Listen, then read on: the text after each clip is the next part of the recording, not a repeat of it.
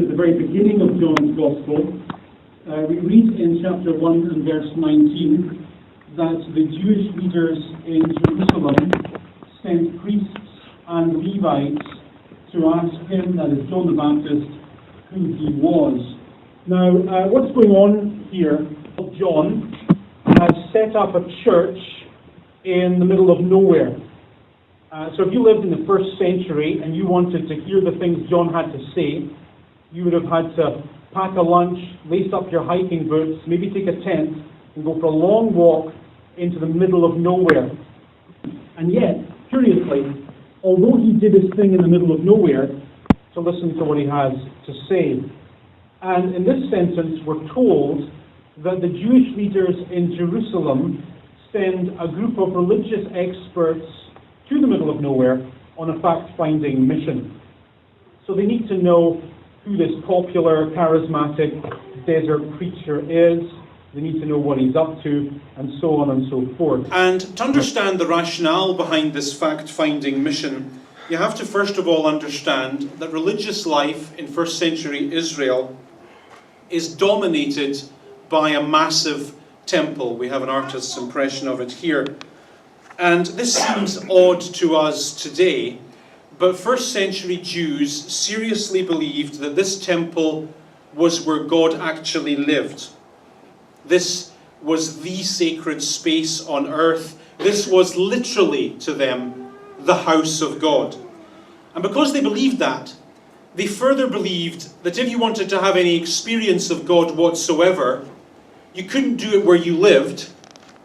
You had to go to Jerusalem and visit the temple. So if you were Deborah and Corey, for example, and you wanted to have a prayer said for your newborn child, you couldn't do it in some schleppy cinema.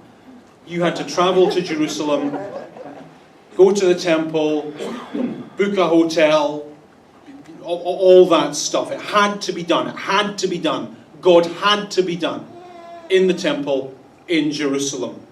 And here's where it gets murky.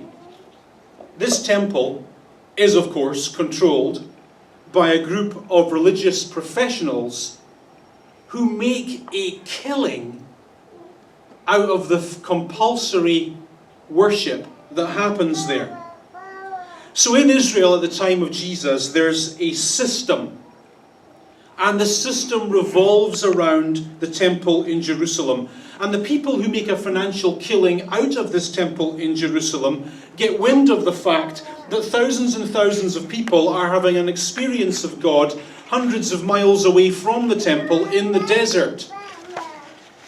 And so this worries them. This is bad for business.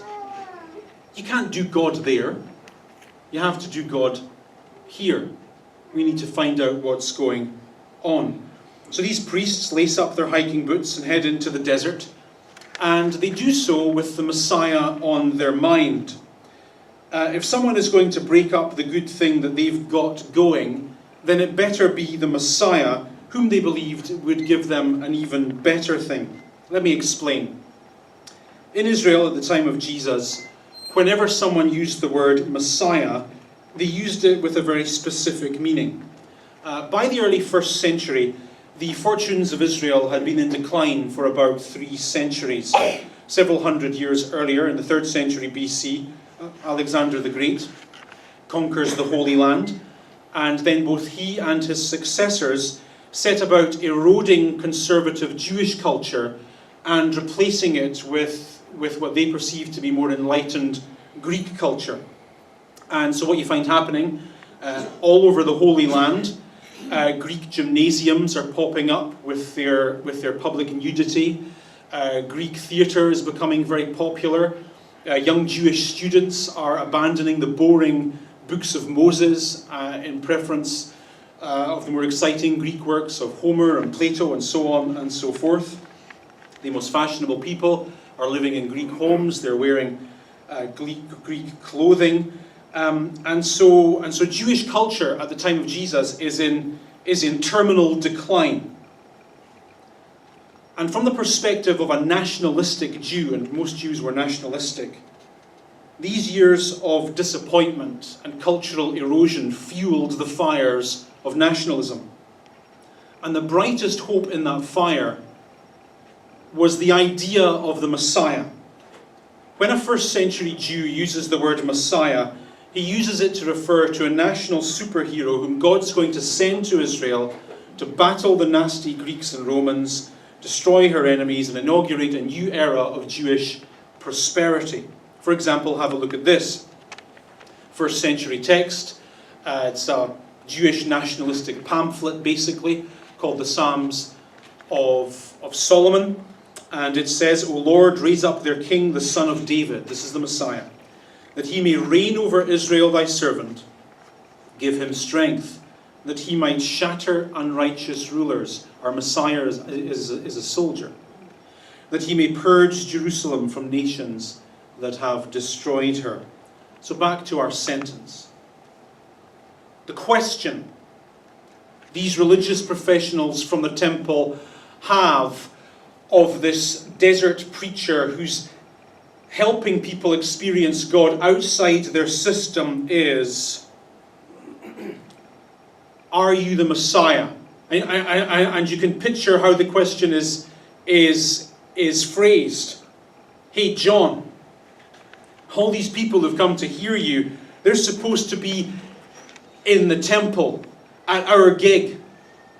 And while they're meant to be in the temple at our gig, they're meant to be buying our stuff, our merchandise, our t-shirts, our fridge magnets, putting offerings in our buckets, all that stuff. They're meant to be putting money in our system. So what you're doing out here in the middle of nowhere is seriously not cool. This is bad for business, unless you happen to be the Messiah. Because if you are the Messiah, well, that's different. That means the Romans are about to get kicked out of the Holy Land. The Greek gymnasiums and amphitheatres that have diluted our culture will be demolished. And then even more people will come to our temple and we'll sell even more merchandise. So if you're the Messiah, tell us. We'll print up some extra t-shirts. We'll get some fridge magnets ordered. When the Messiah comes, our gig in the temple will be the gig on earth. We'll make a killing. Are you that guy? To which John says, I am not the Messiah. And I just can't help but read that in the voice of Arnold Schwarzenegger, right? Do you notice what's missing from that sentence? There's no verbal padding. There's no social pleasantries. There's no North American uncertainties of, well, you know. It's like, I am not the Messiah. Period. No explanation. It's almost as if as soon as the religious professionals walk in, his back is already up. Can you relate? Glad you can't. However, undeterred by the terseness of his reply, they then say, well, if you're not the Messiah, then who are you? Are you Elijah? Interesting question. Whenever a first century Jew spoke about the golden era of Jewish prosperity that the Messiah would inaugurate, as part of that conversation, they always brought up this guy, Elijah. Elijah, as you perhaps know, is one of the big characters in the Hebrew Bible, and it was popularly believed that around about the time of the Messiah, this Elijah character would come back and get things ready. He would whip the people up and prepare them for the golden era to come. This thought was deeply ingrained in their minds. So the question is, hey, desert guy, these people are supposed to be in the temple. They're supposed to be at our gig in Jerusalem, buying our merchandise, using our services, feathering our nests. So what you're doing out here is not cool unless you're the Messiah. Well, you've said you're not the Messiah. But if you're Elijah, that's also okay. Because that means the Messiah is about to come. The Romans will get kicked out. The Greek theatres and gymnasiums that have diluted our culture will be destroyed. More people will come to our temple. We'll sell even more stuff. Let us know. We've got fridge magnets on order from Alibaba. Just tell us. Just tell us. Are you that guy? To which John says, I am not. No pleasantries. No padding. Very defensive. Still, undeterred by his brusque manner, they say, well, if you're not the Messiah and you're not Elijah, then are you the prophet? Again, this is part of first century Jewish mythology. They believed that just before the Messiah came to kick the Romans out, Elijah would come to get people ready. And they further believed that just before Elijah came to get people ready, this anonymous prophet would come to kind of get the whole ball rolling. And so it's the same question. You know, what you're doing here is not cool. These people are supposed to be in the temple, using our services, buying our merchandise, giving us money. But if you are the prophet, that's okay, because that means the Romans are about to get kicked out of Israel, and the Greek theatres and gymnasiums will get demolished, and our temple will be the place on earth once more. We'll do even better than we presently are. Are you the prophet? To which John says, no. So John is asked 3 questions. He answers the first question in 5 words, the second question in 3 words, and the third question in 1 word. So now we're not talking about an absence of social pleasantries. Now we're in the realm of downright rudeness. Like, try and see things from the perspective of the religious professionals in this story. Dude, we've walked, I don't know, a day, and it's a desert, and it's hot and stinky and sweaty, and we have hairy backs, and I'm just assuming because they're Mediterranean. It's a legit assumption. So, you know, it's a fair question. Are you the Messiah? No. Are you Elijah? No. Are you the prophet? No. Now, reading between the lines here, it's almost as if he doesn't want to talk to them, because he knows that they've come to speak with him with a series of pre-printed labels that they just want to stick on his chest so they can understand him. Do you know what I mean? Like, they've got these boxes and they want to know which box to put him in. Which one of these are you? Are you this, or are you this? And in refusing to engage with them, he's saying, I am not and will not be who you expect me to be. I will not fit into your predetermined religious categories. I will not allow myself to be labelled by you. And I think that's only too right, because when you label a person, you can then stop listening to them because you think you know them. Right? So I know you. Boom, there's your label. I know everything there is to know about you now. Don't have to think anymore. Don't have to engage with you anymore, because I can read your label. Take, okay, let's go there. Take homosexuality as an example. Say, I label you as gay. I can then say in that act of labeling that I know everything I need to know about you. I understand everything I need to understand about you, and therefore I don't have to listen to your story. I don't have to, because I already know all I need to know. Boom, there's your label. La la la la la la la la la la. And we do this in so many areas of our lives. We stick these silly labels on one another, and it gives us an excuse not to listen, not to engage. And it makes us poorer and weaker and stupider.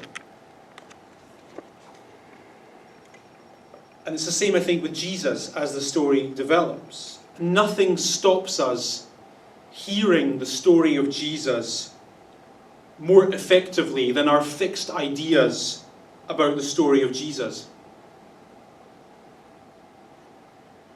And John's having none of this, because he knows that the labels and the titles that they want to pin on his chest are all about their fixed ideas of who they think God is and how they think God works and what they think God wants. And because what they think they know is so firmly ingrained in their tiny minds, John knows there's no point even talking to them. Because once you come at me with labels, your ears are closed. So why am I having a conversation with you? All you're going to do is tell me what you think you already know. I think that's why he's so terse here, so defensive. So in the next sentence, somewhat exasperated, the inquisitors say, "Who are you? Give us an answer to take back to those who sent us. What do you say about yourself?" So 3 questions in 1 sentence. Sounds like your mother on a Saturday night.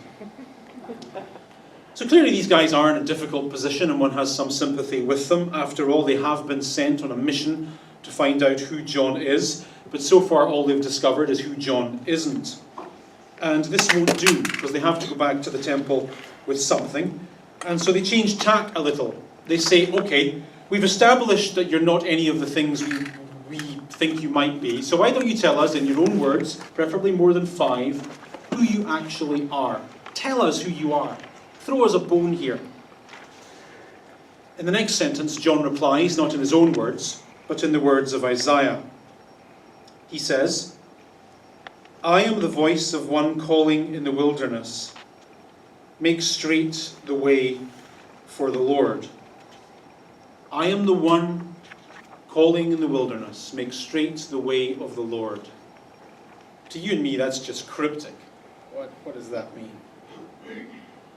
But to these first century priests, to whom John is speaking these words, they are a declaration of antagonism.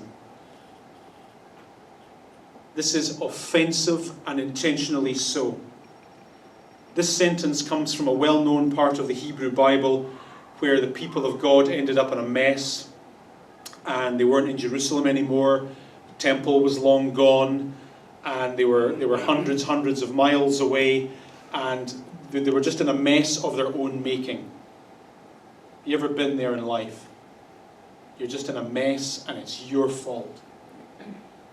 This sentence comes from that part in the story in the Hebrew Bible where God says to his people, you're over there in a mess of your own making, but I'm going to take you home again. So straighten the roads, fill in the valleys, fix the bridges. My messed up people are coming home and I'm going to welcome them home. I'm going to fix the mess they made. I'm going to take them back with open arms because they made a mess. So John is saying then, you want to know who I am? Here's who I am. I am a person who calls the people of God to return to God, and I do so because they are far from God. The priests, when they hear this, would have been incredulous. Are you talking to... No. We have a temple, dude. We know where God is and where God lives. We polish the stinking silverware, right? People come from all over Israel to learn from our wisdom. God lives in the house we run. How dare you say to us that we need to return to God? You don't even have a building, you just have a desert. Who the hell do you think you are to say that we need to come back, to return? Next sentence, things are going south now. The Pharisees who had been sent questioned him, "Why then do you baptize if you're not the Messiah, Elijah, nor the prophet?" The word baptism, as I'm sure you know, means to immerse in water. And the practice of immersing people in water isn't a particularly Christian or Jewish thing. It's widespread in the ancient world. Everyone did it. The ancient Egyptians did it. The Mesopotamians did it. It was all over the place. A desert thing, I guess. And they did it for 2 reasons. Reason number 1, it was a form of religious cleansing. For example, this is a... next slide, please. This is a mikveh. This is a Jewish hot tub, basically. And they were everywhere at the time of Jesus. And the mikveh functioned as a confessional. So you know how when you do that thing you do on a Saturday night and you feel bad about it, and you go and see the priest the next day, and you know, 3 Hail Marys, 2 Our Fathers, off you go. Well, the mikveh was that, right? If you did something you shouldn't have done and you felt bad about it, you went in and you immersed yourself in water. And the symbolism is easy to understand. You go in dirty and unclean, and you come out clean, okay with God. Nice system. So that was one reason. The other reason why people got baptized was as a way of initiating themselves into a new faith. Baptism was how you joined the club. So, say for example, you were born in Egypt, and you were raised with the gods of ancient Egypt, and they were quite cool. And then you went to Israel on business, and you got into the whole Jewish thing, and you decided, that's for me. I fancy being Jewish. Foreskin, who needs them, right? So you decided you wanted to be Jewish. One of the first things you would have to do as a convert to the Jewish faith was go into one of these tanks and get baptized. This is a rite of passage into your new faith. John's baptism, it seems, was of this latter sort. And so the question here is quite pointed. They're saying, why are you baptizing people into the faith who are already in the faith? I mean, these people who are listening to you out here in the desert, they're already us. Before they came to see you, they used to come to our temple.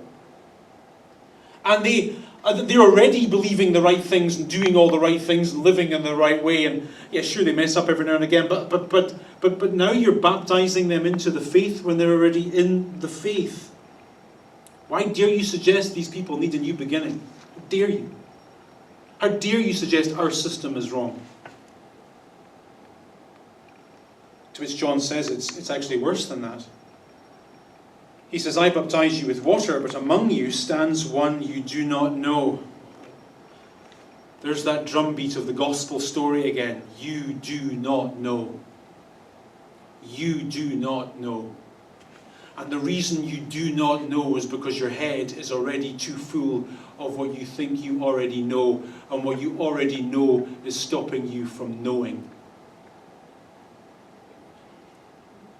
And hey, again, let's just step out of the gospel for a minute and think about that in our day-to-day lives and in the problems we go through and the struggles we have. Isn't that just often true? Your problem is that you already think you know. You know all the answers. You know all the solutions. You know. And because your head is too full of what you already know, you are closed to alternative suggestions and alternative answers that might work better. Back to the gospel. He's saying to these people, you already know who the Messiah is. You got all that figured out. He's going to be the guy who comes as a superhero, kicks out the Romans, smashes up the Greek theatres and gymnasiums, restores an era of peace and prosperity in Israel, and everyone's going to be kumbaya and living a great life, and he's going to make your life better and better and better, and you're going to get more and more and more, and be happier and happier and happier and richer and richer and richer. You already know that is what is going to happen. It's fixed in your head. And all the things you already know make you blind.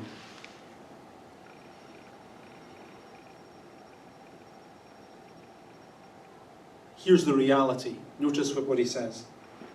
He says, he is one who comes after me. I mean, I may as well not tell you this because you won't understand anyway because your head's too full of what you know, but here goes.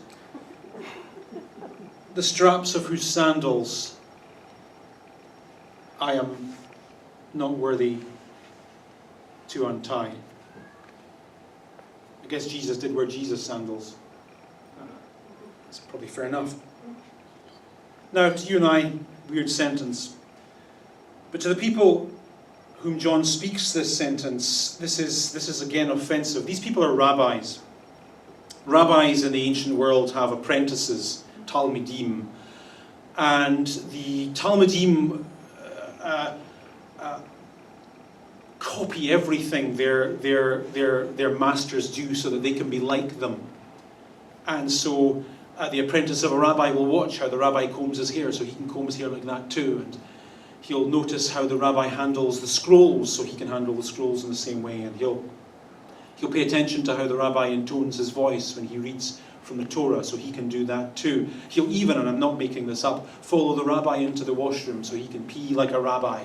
They will do everything to emulate the people whom they admire. But there is one thing they will never do. because it is beneath them. They will not touch another man's shoes, and certainly not touch another man's feet. There's a line in the Jewish Mishnah that says this: all manner of service that a slave renders to his master, an apprentice must render to his teacher, except that of taking off his shoes. Handy information that helps you understand the Last Supper story of Jesus.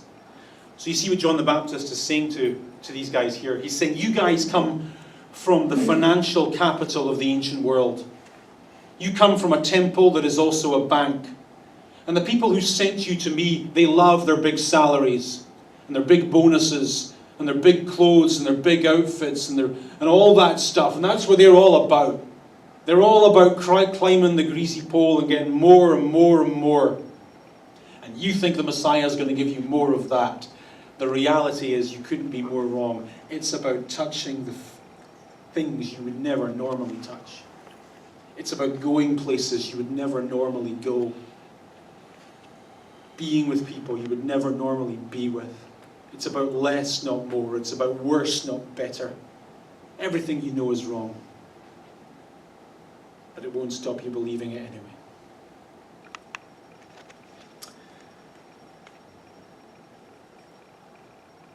Then, the next day, John saw Jesus coming toward him and he said, look, the Lamb of God who takes away the sin of the world. Major key. In the Bible, or at least the Bible that these people read, there were lots of stories about lambs. And for the most part, those stories are about a thing that theologians call penal substitution. Let me explain that to you. If you lived in the ancient world and you did something wrong, you would feel guilty about it because that's how it works. And you would pray, I guess, and you would pray to God. God, I did something wrong again, and I feel bad about it. And God would be like, yeah, you're a bit of an idiot, aren't you? And you'd be like, is there anything I can do? Because I feel terrible. And this guilt is killing me. Is there anything I can do to take this feeling away of having done what I did? I just don't want to live with this icky feeling. And God would be like, well, yeah, there is one thing. Yeah, what? Well, you could die. I'd like you to die. You'd be like, I was hoping for like a couple of Hail Marys.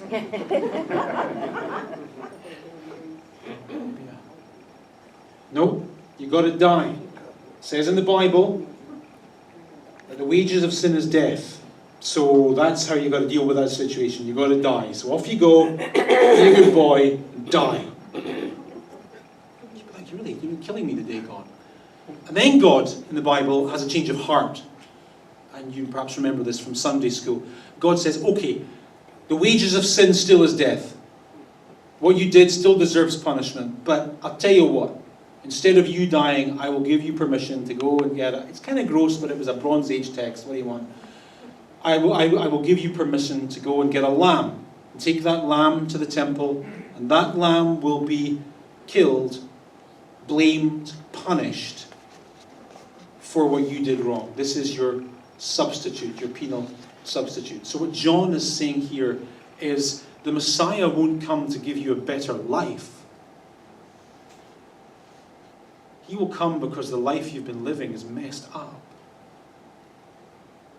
And he wants to make you right with God. And that happens by him dying for your sins and being blamed for your missteps.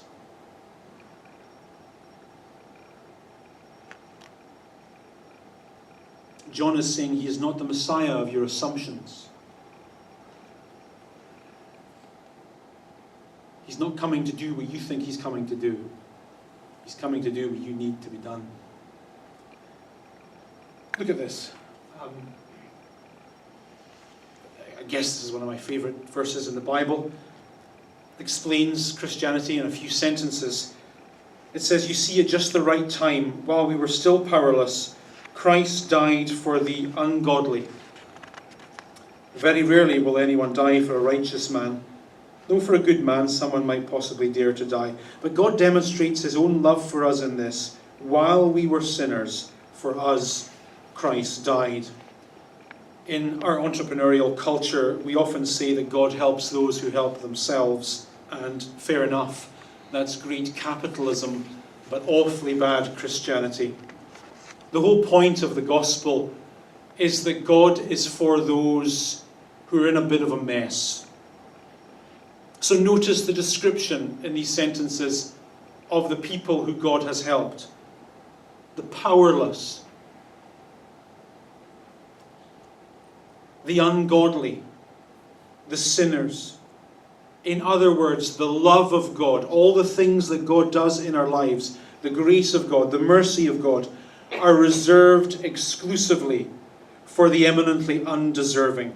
To say that a person has screwed up is to say that that person is an object of God's love. And 2,000 years after these texts are written, we still don't get that.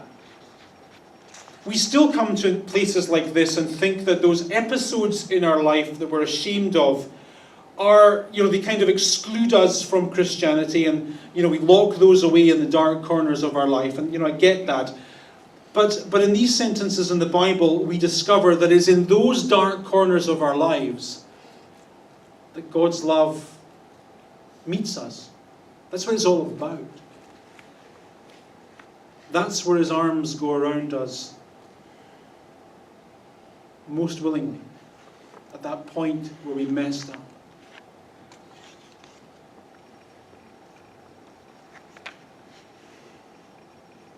So to think then of Christianity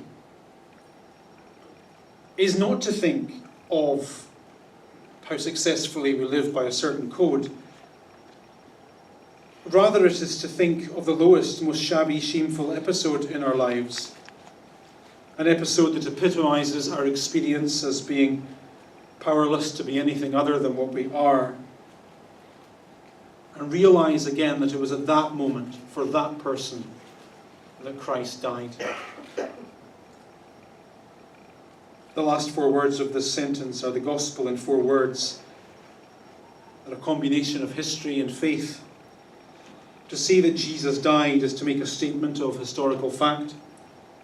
To say that Jesus died for us is to make a statement of faith.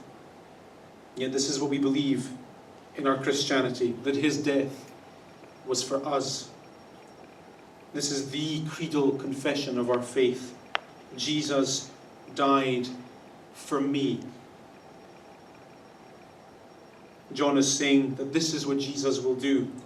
He will die for your sins. And where the church says, be good, the gospel says, Christ embraces you at your very worst. You can see why they didn't like him, really. Threatened this system. Any questions on any of that?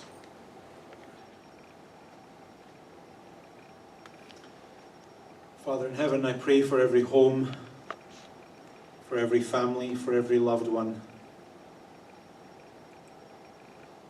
represented here this morning.